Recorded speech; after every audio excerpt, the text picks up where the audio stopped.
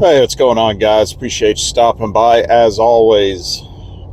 So, an absolutely gorgeous day. As you can see, the sky is beautiful, very cloudy, and there's a chance of showers. But temperatures dropped. We were in the 90s or very low 90s, high 80s the last few days. And we're sitting at 78 degrees here in central Maine in the afternoons and a little bit of a breeze. A welcome relief. And it's starting to cool down at night a little bit, which definitely has me thinking about the fall and the coming winter. I will not hide the fact that I've been searching out some firewood, even though we just had some 90-degree days. I'm sitting there thinking about the wood stove and definitely stocking up on some firewood for this upcoming winter.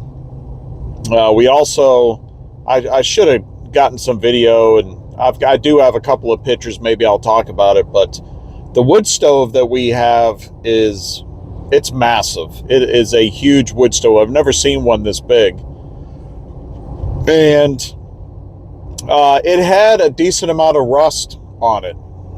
We had, moisture collected on it, and it had a decent amount of rust. So last couple days we've been cleaning it up, and it's actually turned out pretty well. I mean, it's an old wood stove, very unique. And now we're gonna, once we're completely done, we hit it with some rubbing alcohol to make sure it's completely dry, and then we're going to hit it with some polish and get it ready for the upcoming winter. And, thinking about this upcoming winter, obviously 2027 comes to mind.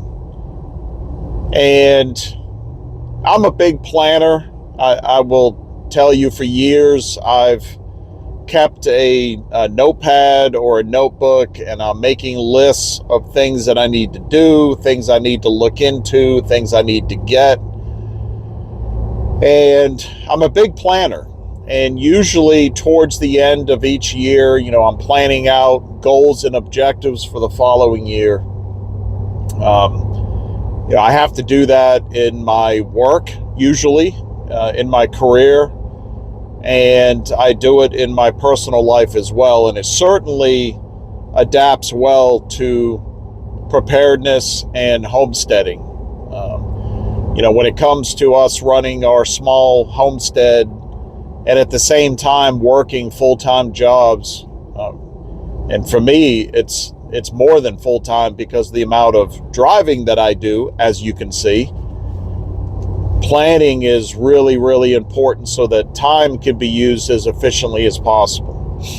So 2027 is on my mind right now. And as I just did a little bit of research and started looking into, okay, what's the latest over the last 24 hours? What's going on between the United States and Iran?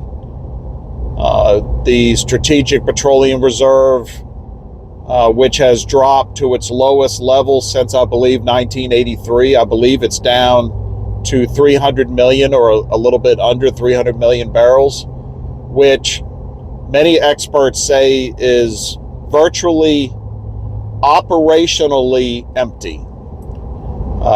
I guess we're going to find out. But it's more of the same. I did a recent update, and I think I used the analogy, it's a roller coaster. We have peace talks on, peace talks off. They're back on, they're off. Military strike here, military strike there. And now we have an apparent change from the U.S. position where they're trying to strike Iran economically rather than militarily, which is interesting because that coincides with reports that many of the precision missile inventory has been depleted. And the United States Department of War is getting with suppliers and turning the screws on them to try to increase production and rearm as quickly as possible. But I mean, these things take, I mean, it's going to be years before our munitions can be restocked. So on top of that, you have the Iran has come out in their media and basically made a multitude of demands, which I've talked about before, that seems, at least on the surface, very unrealistic that the United States would agree to. And they're asking for reparations. Very interesting word there. Not usually used in the realm of countries, but they're asking for reparations. They want the United States to come in and do repairs and pay them for the damage that the United States has done. And that's just not going to happen. So now the United States has turned around and demanded that back because of all the costs and expenses that the United States has incurred. What a mess. What an absolute mess. So I've said it before, and I'm going to keep saying there's nothing we can do about it. We're just going to sit back and listen to what we're told, probably believe maybe half of it, if that, and then we just need to do what we can do in our own lives to keep moving forward. Which brings me back around to what I said, 2027. And, you know, it's not that far away. We're in August, and we have 4 months left, 4 full months left before 2027 arrives. And my question that I want to ask everybody that's watching this video is, what do you think 2027 is going to look like?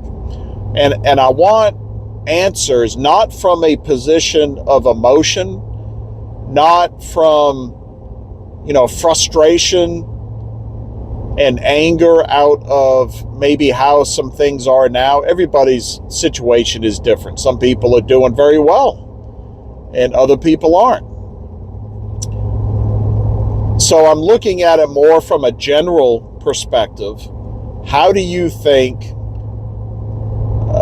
our environment is going to be in 2027? I'm talking about, you know, inflation, prices, you know, maybe even, you know, our rights. There's a lot of talk about, you know, flock cameras and government surveillance, whether it's federal or state. You know, what's going to happen in the Middle East, what's going to happen with China and Taiwan, Russia and Ukraine, and how do you think our lives in general are going to be impacted? And I've been thinking a lot about that because that guides the direction that we try to push our small homestead, as well as efforts in preparedness, self-sufficiency. Sometimes it's hard to talk, and self-reliance. So, you know, there's a lot of folks, I've seen it in the comments and I've seen it online, that are fearful, they're worried, and they're scared because, you know, especially for folks that have been around for a while. I mean, I've been on this planet for a few decades, and, you know, this is, you know, I think back, you know, 15 years ago, maybe even 10 years ago, if you would have predicted how things are right now, people would have said, you're crazy. That's not going to happen. You know, think back after 9/11, and if you would have told people some of the different situations that have occurred here, some of the political winds that are blowing right now, if you'd have told them on not 9/11, but 9/12, they'd have said, you're crazy. It will never happen. And it's happening. we've got major changes that are happening, not just economically, but within society and within the political system here in the United States. And a lot of these threaten our ability to exist on a, what I call a normal basis. You know, what is normal? Well, I guess that's up for debate. But, you know, I can remember back in the, late 90s when I was in my, middle 20s and was working, and I started to have a family. I bought a house, you have a car, you work, you pay your bills, you raise your family, you're going to school functions, you're going to football practice, you're going to soccer practice, dance. That's normal life, and you're not overly concerned about mass inflation, supply chain shortages, cyber attacks, government surveillance. Maybe we should have been. And World War. That's not, among other things, that's not, normal life was much more normal than today. And, so 2027, I'll do another video because I'm going to put some thought into realistically what I think conditions may be like. I've said it before, 100% of my predictions have been wrong. But I keep trying them. I keep trying it. But I think it's going to be more of the same. And I think we could see a couple of events that are pretty significant, whether they're black swan or black flags. We could see a couple of events that make us really take note.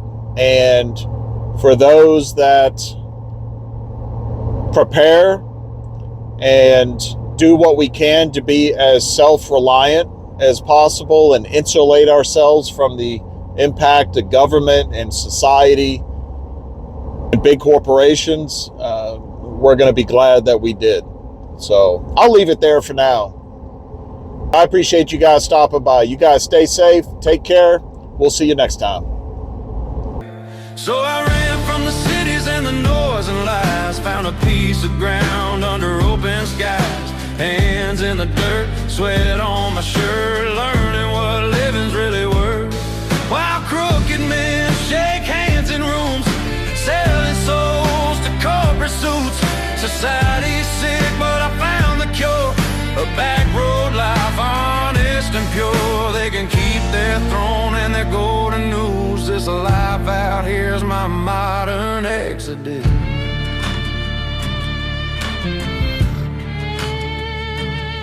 I traded screens for a sunrise, callous palms, blisters, pride, planted seeds where hope was.